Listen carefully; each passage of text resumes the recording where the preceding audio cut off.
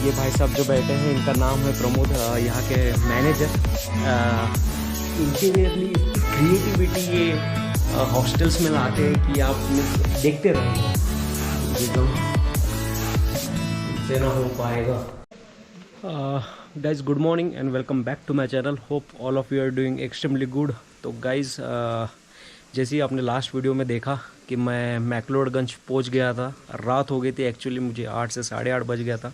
और वहाँ से ऑटो करके अपर बॉक्सो जो टैक्सी स्टैंड होता है वहीं पे मुझे आना पड़ा, जो कि मैक्लोडगंज से करीबन 2 से 2.5 किलोमीटर और ऊपर साइड में है। तो आते आते वही 9 या 9:30 मुझे बज गया।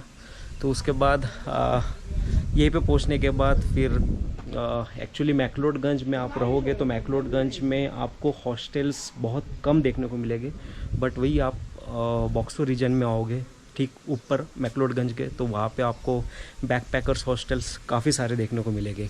तो अभी जो आप प्रीमाइसेस देख रहे हो ये एक बैकपैकर हॉस्टल्स है और यहीं पे मैं रुका हूँ। और फ़िलहाल तो जस्ट 2 दिन के लिए मैं यहाँ पे एकोमोडेशन मेरा बुक किया booking.com के थ्रू।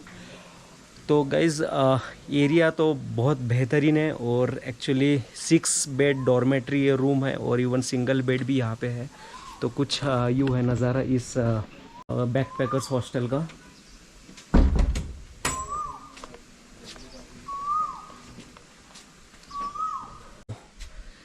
ये भाई साहब जो बैठे हैं इनका नाम है प्रमोद, यहाँ के मैनेजर।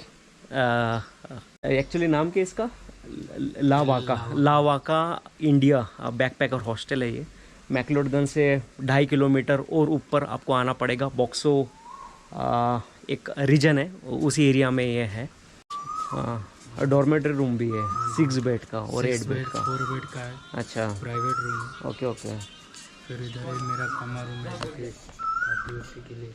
कौन सा? म्यूजिक सिस्टम यहाँ लगा हुआ है। एक्चुअली कल रात को आया मैं तो काफ़ी टायर्ड हो गया था, तो मैं ज़्यादा देख नहीं पाया। तो बस अभी फ्रेश वगैरह होने के बाद मैं नीचे आया हूँ। एक्चुअली ये 3 फ्लोर का ये हॉस्टल है और मेरा टॉप फ्लोर पे है। और अभी नीचे आने के बाद कुछ अलग ही यहाँ पे वाइब मिल रहा है मुझे। तो शूज़ निकालना पड़ेगा। तो भाई साहब ये कॉमन एरिया आप देख सकते हो किस तरीके से इंटीरियरली वो डिज़ाइन होता है। इवन अमृतसर में भी जहाँ मैं बैकपैकर हॉस्टल में रुका था, मैं शायद आपने वीडियो में देखा होगा या फिर मैं उसका भी वीडियो एक डालूंगा, उसमें आपको पता चलेगा। मीन्स खास बात इस हॉस्टल्स की ये होती है कि मीन्स आप इंटीरियरली इसकी क्रिएटिविटी ये हॉस्टल्स में लाते हैं कि आप मीन्स देखते रह जाओगे। ये वो आपको जनरल होटल्स में देखने को नहीं मिलेगा। जैसे कि आप यहाँ पे देख रहे हो पेंटिंग्स और इवन सीटिंग अरेंजमेंट। आप बैठ के यहाँ पे जो भी सोलो ट्रैवलर्स या फिर ट्रैवलिंग के बिरादरी से आते हैं उनके साथ सोशलाइज हो सकते हो। और मीन्स खास बात हॉस्टल्स की यही होती है कि आप नए नए लोगों के साथ मिलते हो, उनके साथ सोशल होने का ज़्यादा समय आपको यहाँ पे मिलता है। और एक नए लोगों के साथ आप ट्रैवलिंग करते हो, अपने कल्चरल एक्सपीरियंस और काफ़ी सारी चीज़ें उनके साथ आप शेयर कर सकते हो। ये एक बहुत बड़ा एडवांटेज है एक्चुअली बैकपैकर्स हॉस्टल्स में आप अगर रहते हो तो कल एक्चुअली आने के बाद काफ़ी देर हो गया था। मैं सोच रहा था कि मैक्लोडगंज जाऊँ, बट समय नहीं मिला मुझे। तो फिर यहीं पे मैं डिनर मेरा किया और डिनर का भी मीन्स इवन लंच ब्रेकफास्ट या फिर आप डिनर भी करना चाहो तो ज़्यादा रेट यहाँ पे मिलेगा नहीं। जैसे मैं कल यहाँ पे वेज थाली खाया तो 100 रुपीज़ में वेज थाली यहाँ पे मुझे मिला। और ये उनका जस्ट एक छोटा सा किचन तो आप ही हो ना मेन कुक? तो भाई साहब ने, आपका नाम क्या है? अरविंद। तो अरविंद भाई ने खाना बनाया था और वाकई में बढ़िया खाना बना था कल का। कल आज अभी 12 है, 11 है ना? हाँ 13 से फुल है, 12 आज, कल से लगभग फुल होगा। अच्छा, क्यों कुछ खास है क्या? मैं सभी आने वाले दिनों में? हाँ, छुट्टी भी है लोग का। हाँ हाँ हाँ, अभी गुड फ्राइडे वगैरह जो आ रहा है इस वजह से। फिर हाँ। उसके बाद तो अधिकतर मेरा ग्रुप है, कौन? सब 12-13 लोगों का 2 ग्रुप है। अच्छा, तो एक्चुअली जिस डॉर्मेट्री में मैं रुका हूँ वहाँ पे अभी फ़िलहाल कोई नहीं हूँ, मैं अकेला ही रुका हूँ। तो ये अभी फ़िलहाल मेरे लिए डॉर्मेट्री नहीं, एक सिंगल रूम ही है। तो बस वही भाई साहब को पूछ रहा था कि यार मैं और कब तक मुझे अकेला रहना होगा, कोई मीन्स एक कोई फेलो ट्रैवलर्स आ रहे या फिर नहीं। तो वही बता रहे कि कल से 2-3 लोगों की बुकिंग यहाँ पे है, तो देखते हैं। बट अभी फ़िलहाल मैं हूँ और बस वही मैं आपको ऊपर ले चलता हूँ और थोड़ा दिखाता हूँ कि ऊपर का और मेन है ना, जैसे कि मैं बताया कि आप बस जो जिस तरीके की क्रिएटिविटी आपको इस हॉस्टल में देखने को मिलती है या फिर किसी भी हॉस्टल में देखने को मिलती है, वो आपको शायद किसी भी बड़े से बड़े होटल में लॉजेस में नहीं देखने को मिलेगी। ये देखिए भाई साहब,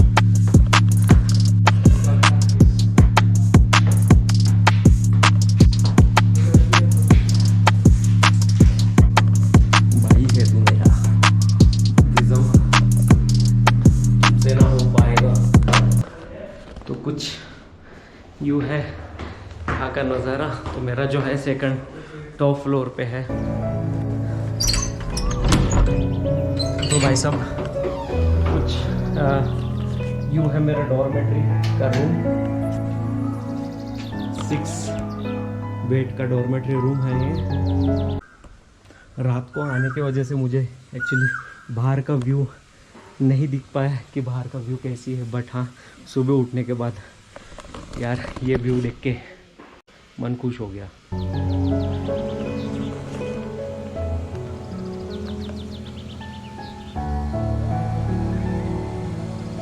कुछ इस तरीके का व्यू। और इस डायरेक्शन में 2 से 2.5 किलोमीटर नीचे जाने के बाद मैक्लोडगंज और ये ऊपर मैं अभी हूँ, ये है बॉक्सो, अपर बॉक्सो। और ये जो है नीचे का दिख रहा है पोर्शन, ये लोअर बॉक्सो रीजन। तो इस रीजन में भी काफ़ी सारे होटल्स, काफ़ी सारे हॉस्टल्स यहाँ पे आपको देखने को मिलेगा। तो गाइस कुछ यूँ था मेरा हॉस्टल का रूम। और बस अभी मैं निकलता हूँ। फ़िलहाल तो मैं मैक्लोडगंज नहीं जाऊँगा और बॉक्सो रीजन में ही 2-3 स्पॉट है। एक एक्चुअली वाटरफॉल है और एक टेंपल है। तो शायद यहीं पे आसपास मैं थोड़ा एक्सप्लोर करूँगा। और बस दोपहर तक के फ़िलहाल अभी मेरा यही प्लान है, फिर देखता हूँ क्या कर सकते हैं। तो टिल देन बाय बाय, और मिलता हूँ आपके साथ मैं भी नेक्स्ट स्टॉप में बॉक्सो रीजन के ही एरिया में। हर चीज़ तो मैं बता दिया, बट जो सबसे इम्पोर्टेंट चीज़ थी वो नहीं बता पाया मैं। एक्चुअली मैं booking.com से ये जो हॉस्टल बुक किया तो मुझे करीबन 500 रुपीज़ 2 दिन का, तो मिनिमम 250 रुपये पर डे के हिसाब से मुझे यहाँ पे चार्ज पड़ा है रूम का। तो यार ऐसी जगह पे वो 250 रुपये पर नाइट मुझे नहीं लगता ज़्यादा एक्सपेंसिव है। तो मैं आपको शायद वीडियो में डिस्क्रिप्शन दे दूँगा इस प्लेस का, इस हॉस्टल का। तो मे बी आप इन केस प्लान बनाते हो तो यहाँ पे चेकआउट कर सकते हो। तो ठीक है, टिल देन बाय।